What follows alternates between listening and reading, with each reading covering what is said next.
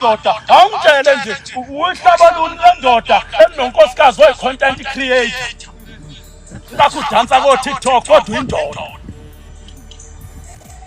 ezesha amanye amadoda ethi ave ikhasi i-content yakho iwuza hloboni kamama oyi-content creator tshela namadala amadoda nawo uthi umthembile lo baba hayi bonanga unaye lapha ko-TikTok naye uyi-content creator ubaba omdala ubaba odala okwethi yazi intshebe. Hayi bazala bami, yazi mina ezimagatsheni ngiyamxolela umfundisi lo. I don't know whether angazi noma umfundisi or umshumayeli futhi nje angiwazi umehluko ngintshele ke gaca. But ngiyamxolela. I feel like aka-understand imali yenziwa through content creation. I-understand ukuthi umsebenzi into le. This is a job. Abantu they are getting paid for this. Yes, there's a content uyenza umuntu nawubona ukuthi abona le namanye ngivuma ukuthi ubhuti wami ashade, like even though it seems angivuma ubhuti wami ayishade, but mina ezimagatsheni I think because angingeni indabeni zama-relationship zababhuti bami, ama-cousins wami, but akusinto engayijabulela nami mhlambe ekhaya baletha umakoti ojayiva ngcono.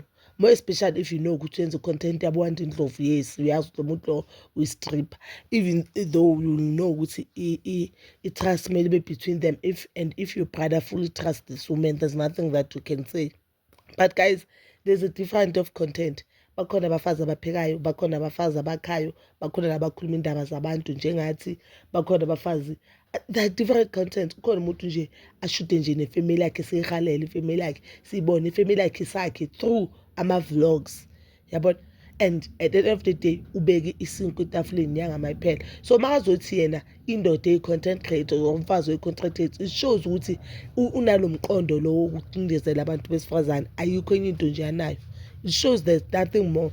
Because tell me why ukuthi azothi unkosikazi wakho kuthiwa nangu uyashuda uyindoda enjani, amanye amadoda ayamahalela. It's not all about that, because if inkosikazi yakho amanye amadoda azombona, angambona even nasendleleni, if umember angambona amanye amotishera esikoleni, if i-les bazombona amanye ama-meanless, amanye ama-doctor, amanye ama-porter. Akunala uzoba nonkosikazi khona azohlala angabona khona. And now it makes sense ukuthi why abantu abaningi abasonta kula sonto, or abantu especially amaZulu angakithi, amaZulu nje now why mabashada abantwana babantu they don't want abafazi babo basebenze. Yile ngqondo leyo ukuthi awufuna amanye abantu abambone. Uthatha umuntu uthi azobe ejele, ususa umuntu ku-freedom yakubo ukuthi azobe ejele. I've seen a lot of people that are not happy ngalento ayishilo and bekeza kahle. I don't wanna lie, bekeza kahle. Yabo statement like bekeza kahle shema umshumayeli womfundisi sibona ukuthi uyakha manje, but wa-offer makazothi ya indoda yona leyo content create. Guys, even nina amantombazane, I've seen amantombazane they are saying yo mina ngimfuni umfana oyi-content creator, umfana onjani loyo. Now we are securing the bag. The economy doesn't allow us ukuthi sikhethe imisebenzi.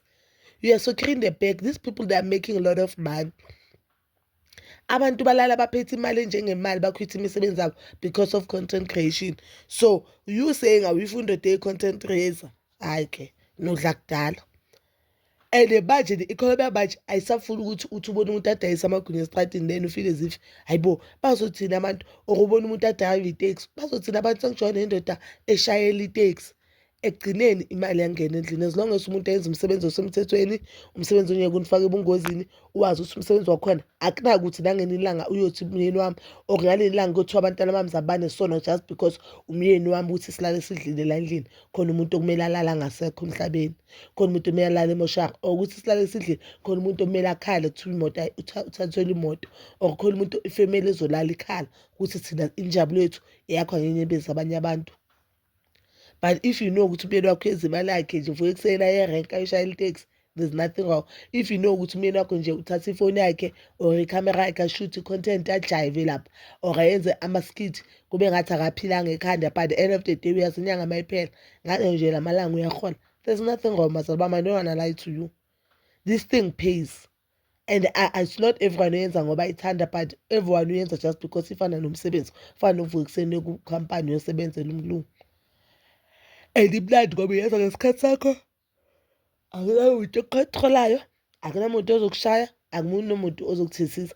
And-ke the advantage yakhona ukuthi umyeni wakho if uthanda nje ukuthi uthanda ifamily ukuthi umuntu uhlala nibhekene emehlweni, imnandi uhlala khona ubaba, ayistress futhi kangako, ayistress nje, angifuni nje ukucamba amanga.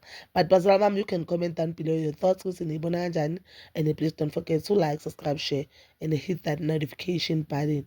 Nginithanda ukuya nokubuya.